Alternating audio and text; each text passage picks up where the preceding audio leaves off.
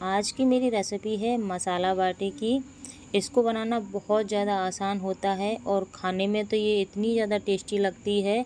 इसको बिना सब्जी के भी खा सकते हैं क्योंकि इसमें मसाला अंदर से पूरी तरह से फिल होता है और ये कचौड़ी की तरह बनके तैयार होती है। तो ये मैंने मसाला बाटी बनाई है। इसके साथ मैंने दाल बनाई है जिसमें घी का डाल दिया है अच्छे से। और आप देख पा रहे हो ये मसाला बहुत बाटी है जो ऊपर से बहुत ज़्यादा क्रिस्पी है और अंदर से बहुत अच्छे से मसाला भरा हुआ है, जैसे हमारी कचौड़ी में भरा होता है ना, उस तरह से। ये बहुत गर्म है इस समय, जो मेरे हाथ जल रहे हैं, तो मैं इतना ही तोड़ के बता पा रही हूँ आपको। बहुत ही ज़्यादा टेस्टी बन के तैयार हुई है।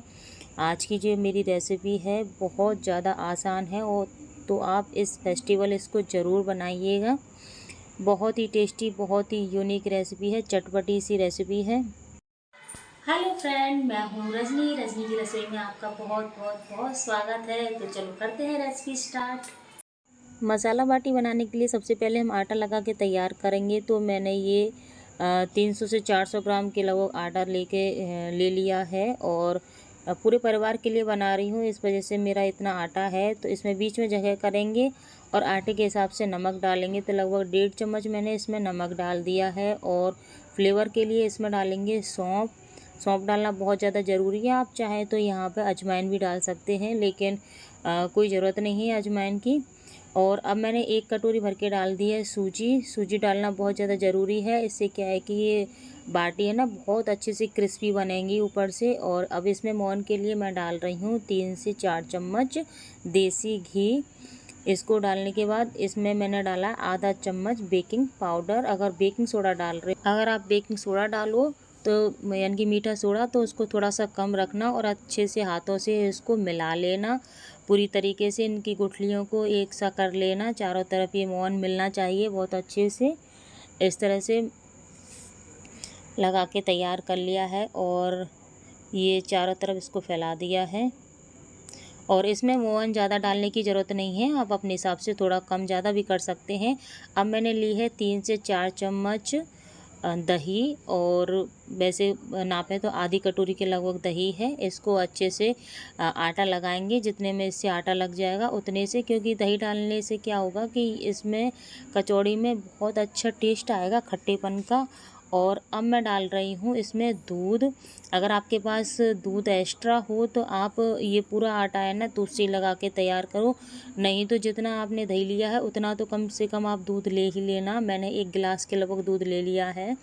और बाकी का जो आटा, सूखा आटा बच रहा है, उसको मैं गुनगुने पानी से लगा के तैयार कर लूँगी। और ये बिल्कुल ज़्यादा टाइट नहीं लगाना है, क्योंकि इसमें सूजी डाली है तो वो फूलेगी तो ऑटोमेटिक ये आटा है ना वो टाइट हो जाएगा।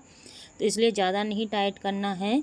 और इस तरह से थोड़ा सा कम टाइट करना है। टाइट तो देखो बहुत है, लेकिन थोड़ा सा कम करना है। मतलब चपाती बनाते हैं ना उससे थोड़ा सा टाइट, और प्रॉपर बाटी बनाते हैं उससे थोड़ा सा कम।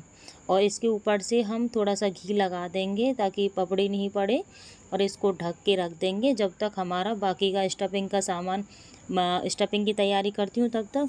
तो स्टफिंग के लिए मैंने 250 से 300 ग्राम के लगभग आलू उबाल लिए हैं, और आलू को एक प्लेट में निकाल लिया है। और अब इसके ऊपर डाल रही हूँ मैं ठंडा पानी। इसके 2 रीज़न हैं।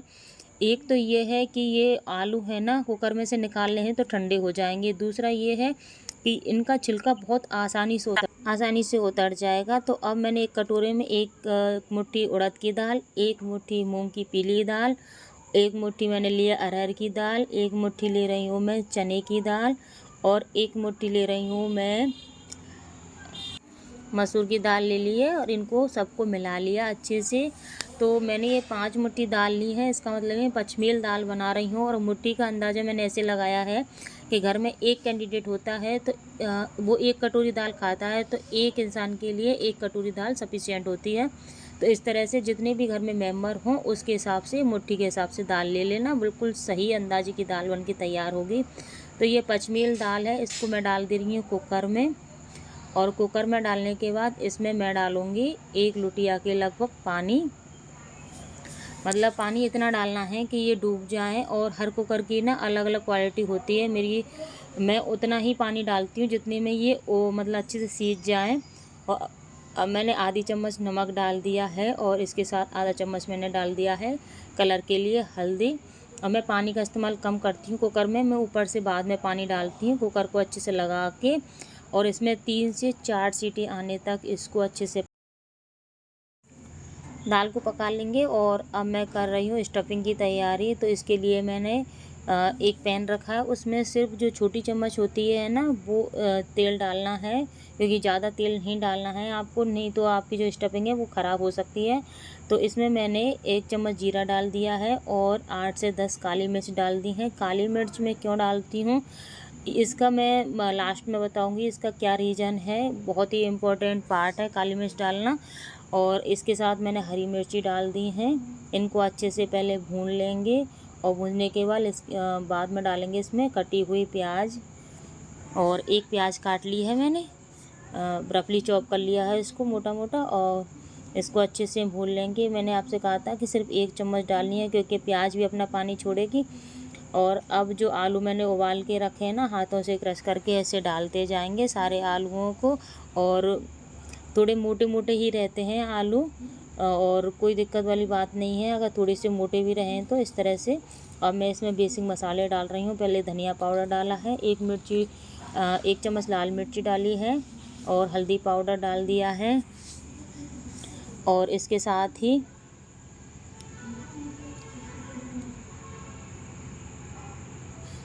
एक चम्मच डाला है नमक का, और इनको अच्छे से डाल के अब इनको मिला देंगे अच्छे से। मसाले अच्छे से पकने चाहिए, इसलिए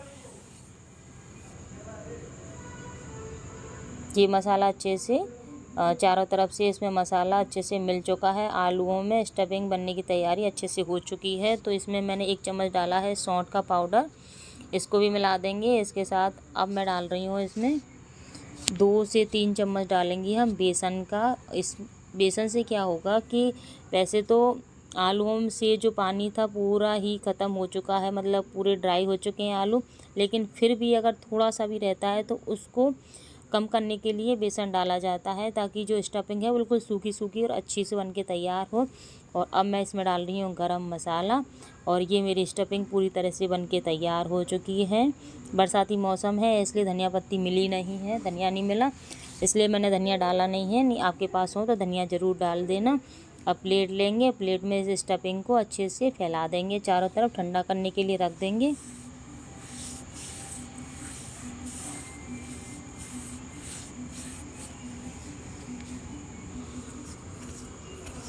स्टफिंग रख दिए और अब करते हैं छौंक की तैयारी दाल की। पचमेल दाल की छौंकेंगे तो उसके लिए एक कढ़ाई रखी है, कढ़ाई में डालेंगे 1 बड़ा चम्मच तेल का। और क्योंकि ग्रेवी वाली दाल बनेगी तो उसमें 1 चम्मच बड़ा तेल का जाएगा। और इसमें 1 से 1.5 चम्मच डाल दिए मैंने देसी घी। दाल में देसी घी का छौंक लगाना बहुत अच्छा लगता है, टेस्ट उसका। छौंक में सबसे पहले मैंने 8-10 काली मिर्ची डाल दी हैं और 1 चम्मच जीरे का डाल दिया है। इसके साथ थोड़ी सी डालेंगे हींग। जब ये अच्छे से भुन जाएगा इसके बाद डालेंगे हम 2 प्याज की ग्रेवी बना ली है मैंने, यानी कि प्याज को पीस लिया है मिक्सी में डाल के, जार में डाल के, और इनको अच्छे से भून लेंगे। मसाला अच्छे से भुन जाएगा तो उसके बाद अब इसमें डालेंगे हम,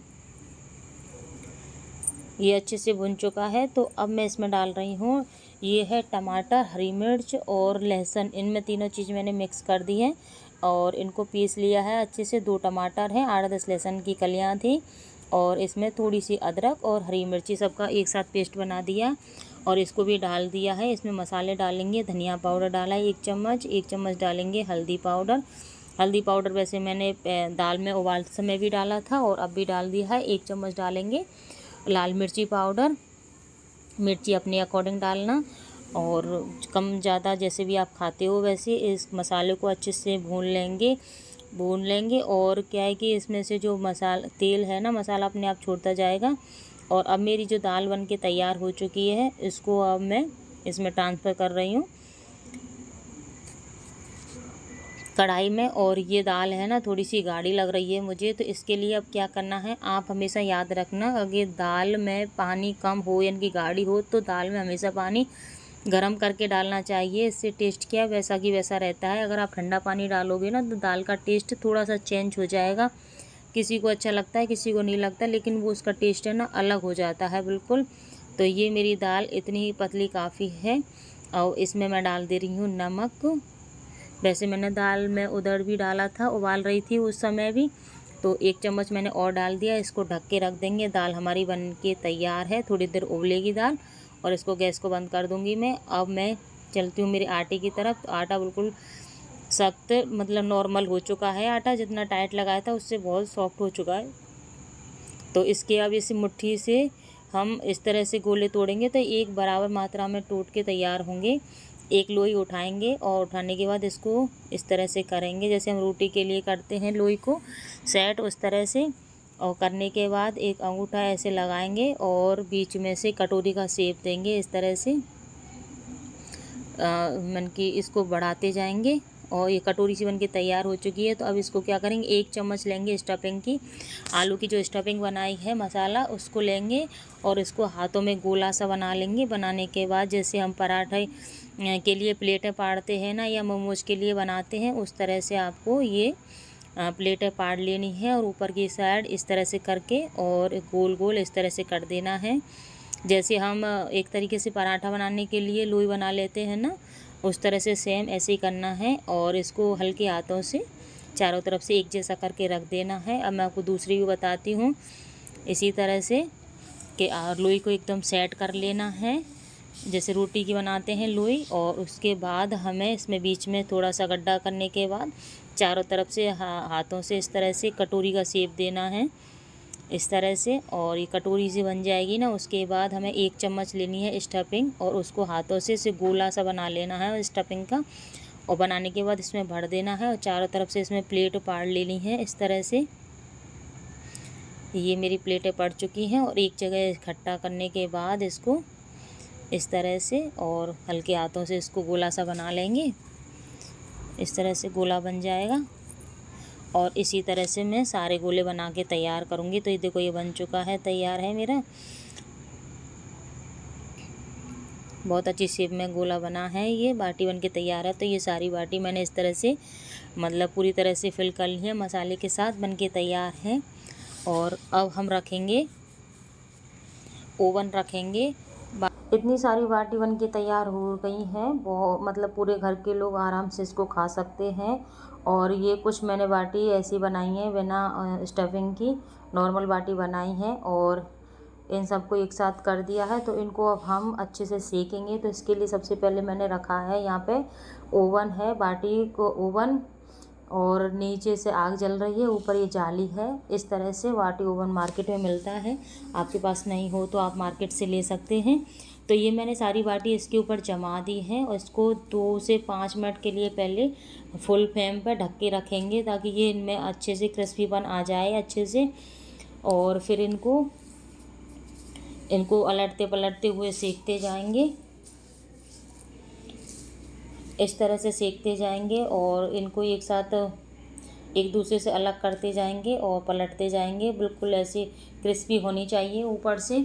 तो मेरी ऐसे बाटी बन के तैयार हुई है। तो मैंने देखो ये बना ली है बाटी और ये मैंने लिया देसी घी। तो देसी घी में बाटियों को डिप करते जाएंगे, अच्छे से इसके ऊपर घी लगाएंगे क्योंकि बाटी में जितने अच्छे से घी लगेगा ना बाटी का स्वाद है ना उतना ही ज़्यादा अच्छा आएगा। तो इस तरह से बाटी सारी मैंने डिप कर ली है घी के साथ अच्छे से और ये मैं थाली लगा के तैयार कर ली है। तो देखो ये बाटी लगाई है, इसके साथ मैंने रखा है, ये मेरी बाटी लग के तैयार हो चुकी है। और ये इसमें दाल में मैंने ये पचमेल दाल है तो इसमें मैंने घी डाला है ऊपर से। दाल में घी डालते हैं ना तो घी का टेस्ट बहुत अच्छा आता है।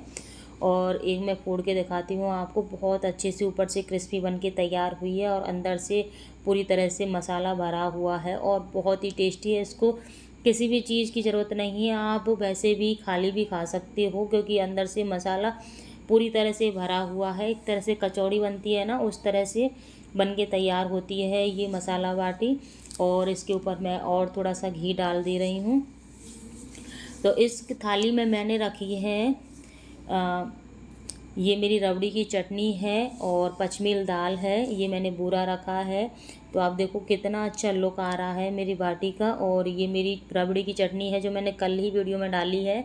दाल है पचमील, ये बूरा है और ये बनके तैयार है। अगर आपको मेरी वीडियो थोड़ी सी भी पसंद आती है तो प्लीज़ लाइक करना ना भूलें, और चैनल पर नए हों तो प्लीज़ चैनल को सब्सक्राइब कर लेना और बेल आइकन को दबा लेना, ताकि आने वाली सारी वीडियो का नोटिफिकेशन आप तक पहुंच सके। और आप बाटी खाइए, एंजॉय कीजिए। Bye bye.